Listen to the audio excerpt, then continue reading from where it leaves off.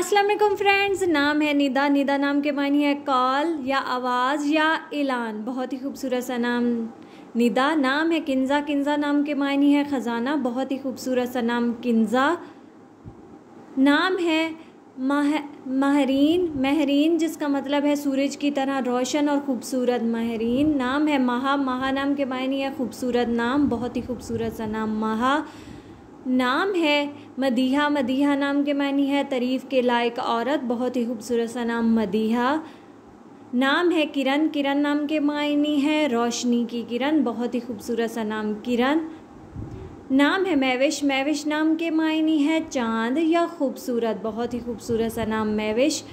नाम है नादिया। नादिया नाम के मायनी है कॉलर। बहुत ही खूबसूरत सा नाम नादिया।